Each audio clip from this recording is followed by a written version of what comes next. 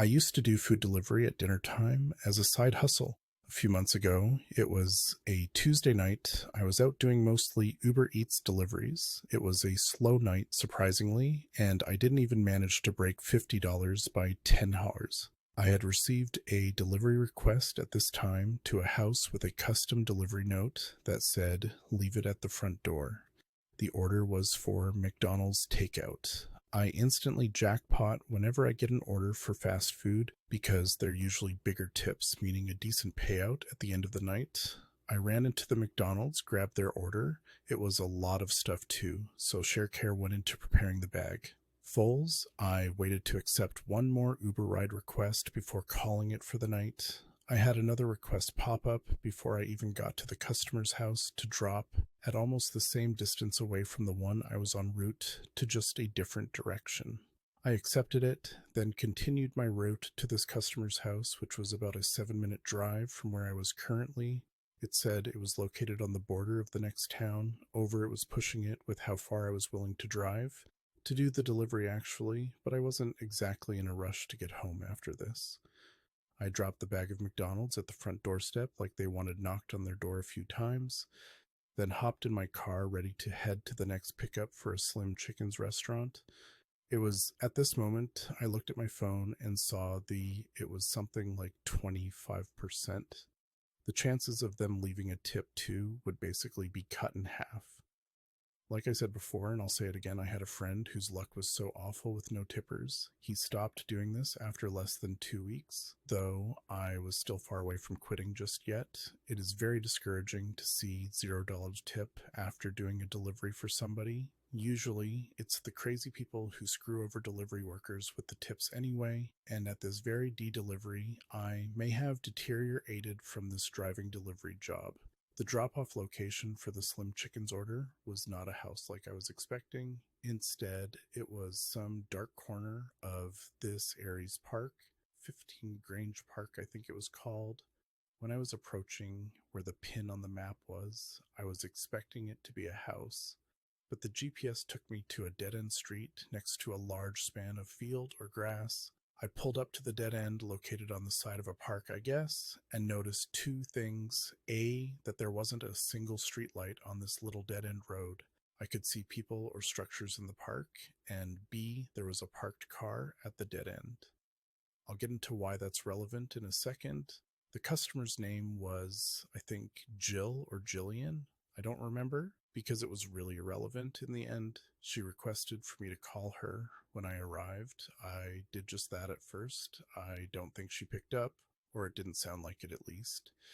Instead, my call was ignored and went to her voicemail. Their voicemail wasn't even a woman's, so it really wasn't the right number or something. I just texted the number saying, "Your Slim Chickens is here," and received no reply. I was just about ready to dip onto the last drop-off of the night. As I was about to pull away from the park, that car that was parked by the dead end turned on and started driving out behind me down I, unaware that the car's intentions was to follow me, yet turned back onto the main road. Then I got a text from an odd number, but they introduced themselves as Jill and explained to Yuan other number altogether on a new fresh slate note that there was already 100 red flags up. At this point, I was running on May autopilot or something, because despite all these red flags, I still ended up turning around and driving back to, "Where in the park are you?" I tried to ask the woman, and she said, "Nowhere in the park streets," and I, of course, add the question of what street you have my location. The location of the delivery on the map suddenly switched to this Jill person's location, which showed her location was constantly moving. I once again texted, "I'm here," and then asked which end of the park she was at. She read that text a minute later, then never replied to it. I just decided to drive into the park down the little cement walker biking way that the outsourced dead-end street made way to. I took note of how I stupidly looked for this person to drop off their food, even though they were being a beerhead, But then there was a moment I realized I still had someone in my Uber car back to when I pulled away briefly. This scary realization came when I made it all the way up this cemented trail towards a slide or jungle gym, something typical you'd find at a playground. That's when I saw Jill. Do I approach her? I realized these rules are awkward, confusing, and ruined by awful users, and no. The real answer is yes, because usually the ones who don't tip are crazy people. So this customer thinks I don't deserve minute max pay. I see a woman sitting at a bench, but there are two things I failed to initially mention. I got out of the car at the nearest point I could get to the bench and called out Jill. She awkwardly hopped off the bench, I guess, and said, "Oh, thanks," in her voice, I guess. As soon as she, I guess, got to my car before I even reached in the universally known location for human contact, in her door, she quickly stood in the window door in front of me. Right away yelled out, "What is that in your hand?" Node as a clever way of saying, "Where's the money?" As soon as I yelled that something felt wrong, both in the situation and in my brain. Immediately from a short distance away, I noticed two large men, I guess wearing jeans, and an iconic light blue champion shirt started coming towards my car. I think one of them called me evil or something to go along with the lie stories she made up about me being evil. As the men were equidistant straw distance from my car, one of them suddenly picked up or found a weapon, IDK honestly, then frantically approached my car. I think they started to fight me before I drove away from there. My car was weak since I'm a pizza driver, but barely made it out of there. I was like a sitting duck on that cement trail. Since my piece of shitty car dies too easily, I made sure to take screenshots of the conversation with Jill and sent it to Uber, then contacted the authorities, said the drop-off location would be some random girl who texted me all of a sudden. Using that conversation, the police found where this Jillian girl lived based on the phone numbers, and two men were taken away. I don't know why so many people try to rob delivery workers like this. Threat, no truth. But my story isn't out of the ordinary for Uber Eats or just delivery. The freaking pay and tips we get on top of that. People try to prey on us as if we're walking around with wads of cash. I'll say it again. And only on the topic, yes, some customers are known to be off-putting. It's expected when money becomes involved.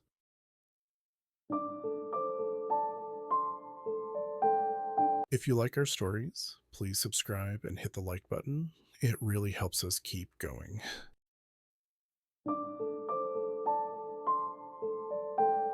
When I was around the age of 21, I had a job working for DoorDash, and I also did Uber Eats. A common practice among DoorDashers is to multi-app and drive for Uber Eats at the same time, which is what I did. I mainly focused, though, on DoorDash, but sometimes the area or time of day would be dead, and I would switch over to Uber Eats. One night on a Thursday, it was 9 p.m., and I was about ready to be done for the night. I had started a little bit late that day and had only made about $60 so far. At the time, I was in college and needed as much money as possible. It was also early December, and I was trying to make a little extra money for the holiday season. I figured I would work for about another hour or so, but I literally got no orders at all. Then, at about 9:30, I switched over to Uber Eats. I got an order going almost straight into a bad neighborhood. The neighborhood wasn't known for crime, but it was known for being the worst.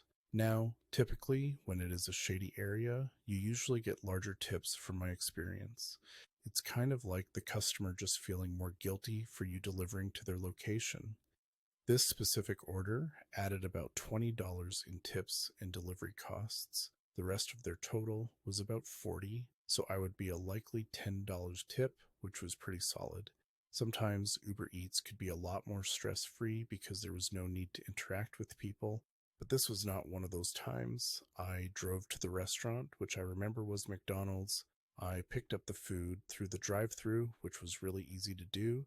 Now, the neighborhood that I was dropping off the food in was probably about 20 minutes away on the way there. It was so far outside the general area that I delivered to that I was on some backcountry roads. All the houses were now far apart from one another. I remember very clearly how when I delivered something, I saved the address in my maps on my phone. It also saves the time of the order, so I could keep track of how many deliveries I made in a night for this or something.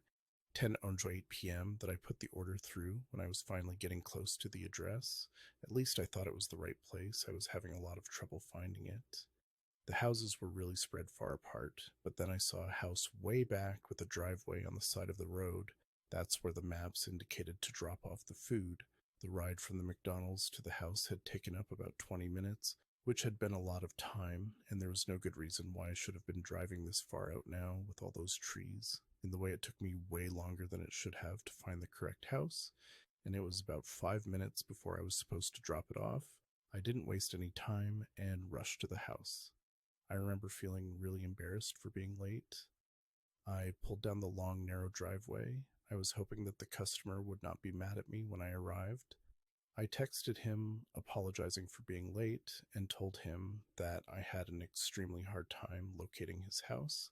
I never got a reply from him, though. When I reached the end of the extremely long driveway, I saw the house. It was still kind of far through this somewhat small area that was cleared in the forest. The place looked to be really old and creepy looking. It just looked like it was almost breaking. In some areas, I remember thinking that it looked abandoned from the back end.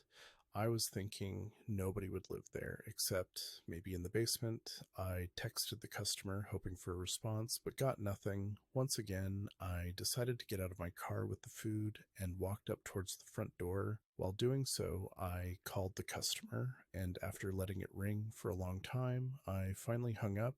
I really wanted to get my tip, but for some reason, had a bad feeling. I sort of jogged to the front steps and then placed the food kind of tucked in the corner on the porch that way. If it rained, it wouldn't get wet. Then I jogged back to my car. I took a picture on my phone to send to the customer when I tried to drive away. That's when my car got stuck. I immediately felt like an idiot. It was such a rookie mistake, and technically, I'd been driving for a few years now.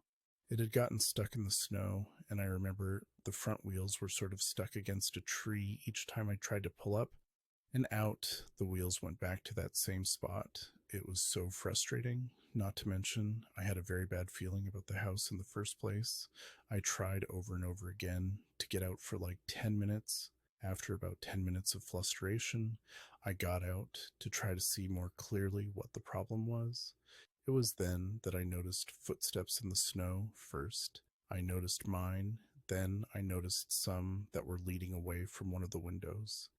I was so confused, it looked like they came out of the window or something. Not just that, but there was still snow lightly falling, so they looked to be very recent as well. I went over to the front stairs, and I could see that the food was still there sticking out of the corner. I wanted to get out of there immediately. I knew something wasn't right, and I just remember feeling really creeped out. It was almost like I was walking into a horror movie or something.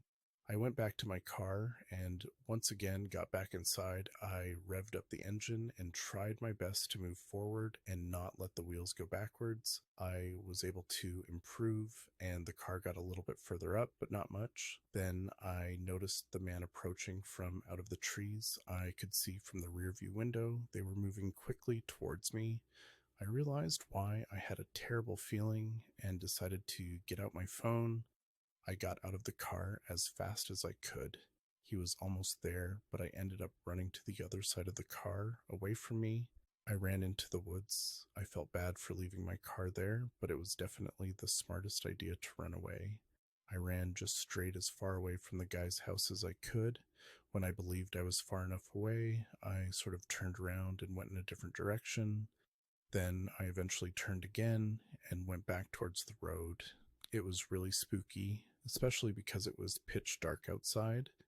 I heard a couple of different noises, but was never sure if anybody was following me or not. I never saw the guy again. I ended up at the road, and there I called for help. My dad ended up arriving, and he got my car unstuck. I still don't know if he was after me or not, or if that was the customer that was there to meet me. Who knows if that was the guy who ordered it or not. I also will still wonder if the house was abandoned or not. It really didn't seem like a place that anybody could live, though, and it looked to be falling apart. Me and my dad left, and we never had any issues after that. If you're looking to make more money at your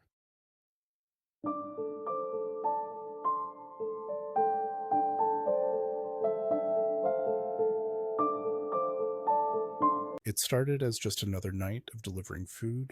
I work for Uber Eats in a big city, and recently business has been very good. We have a lot of people who order Uber Eats.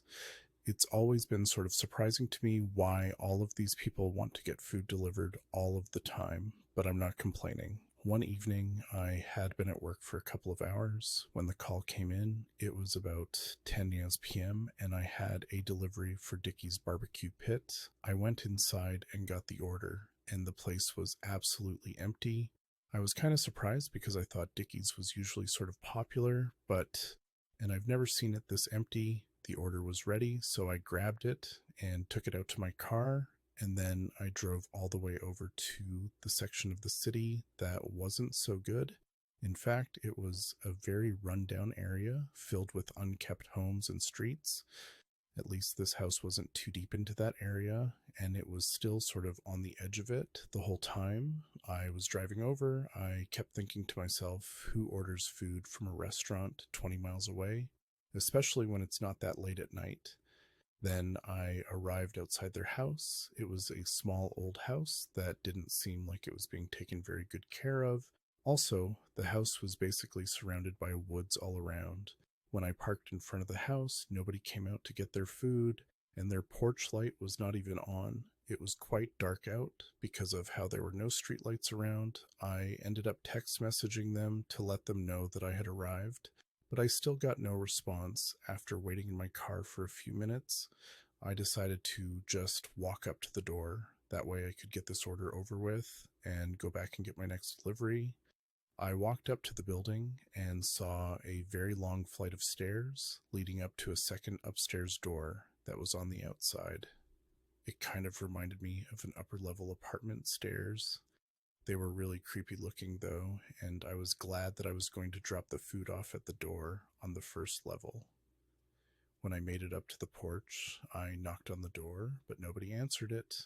I waited quite a while. They still did not respond. I knocked on the door again and was about to text them once more.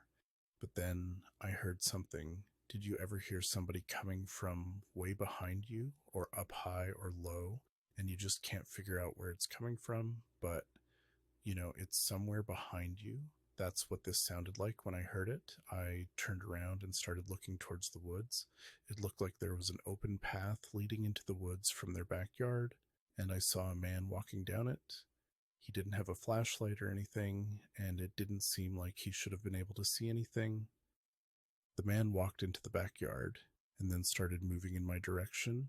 As he got closer, I was able to see him more. He was looking towards the ground, and once he reached the sidewalk, he looked up and saw me. He noticed me on the porch, and I don't think that he had seen me before this. When he did see me, he suddenly ducked down behind a large bush that he was next to. It was buried in the shadows, and after the man hit behind there, I couldn't see him anymore. "What are you doing?" I said to the man, but he didn't answer me. I started walking back towards my car, but now I didn't see the man anywhere. It seemed as though he had somehow moved behind the bush so that he was on the other side of it. A few seconds later, I had my car and drove away. I had no idea why the man was hiding, but I didn't want to know. All that I cared about it was getting out of there. I called Uber Eats to let them know the situation. I'm a very cautious person and will rather be safe than sorry. That was kind of my motto. I was basically expecting them to tell me that I could leave the food on the doorstep and just leave. I would have gone back, but the person who I spoke to with Uber Eats did not want me to leave the food there. They wanted me to call the delivery again and knock on the door and then wait 8 hours. It sounded really dumb, but I had to do. It was the policy. I drove all the way back to the house. It took me about 20 minutes to get there because in that time I had already driven a little ways away. When I made it back to the house, I was still talking to Uber Eats on the phone. I was approaching the house, and then I hung up. When I got to the porch, I saw something on the door There was a note. I got up to the porch. I read it. It said, "Please bring food upstairs," and had an arrow pointing up. I immediately thought of the man who had run behind the bush. Why was all of this good? So strange. I looked up into the stairway and saw that it was completely dark up there as well. There was a door at the top and it was closed. I stood there looking up and was undecided if I should go up there or not. I knew that I should. But I kept thinking about how stupid it would be. What if somebody up there had a gun? What if they tried to kidnap or attack me over some food delivery? I ended up just standing there for like 30 seconds straight, and then I heard something. It was a door cracking open up at the top. Then I saw somebody slowly poke their head out from beyond the door into the doorway of where I was and turn and look down at me. Then I heard a whistle. It was really softly coming from the man. I think the whistle was to get my attention or let me know he was there, but I have no idea why. Then I heard a creaking noise and two more heads came out from behind the doors and looked down at me. The three people were just looking at me, and none of us moved or said anything. I was holding the food in a bag and just threw it on the porch in front of me, and then ran back to my car. I started the car and drove away fast when I was out of there. I called and made a report. I explained how creepy and suspicious everything seemed. I also saved the phone number of the person who called just in case I had to make a report to the police. I was pretty relieved that it was over when I got my next delivery. There was one more really strange thing that happened though. It was a phone call after I dropped off my next order. My phone started to ring. I had no idea who it was, but I answered it anyways. When I did, nobody was responding. At first, I said hello a few times, then I had a whistle. A few seconds after the whistle, I heard that noise of the phone hanging up on the other end. I was creeped out. But the good news in that was that I still have their phone number, and they called me. Probably something illegal was going on over there.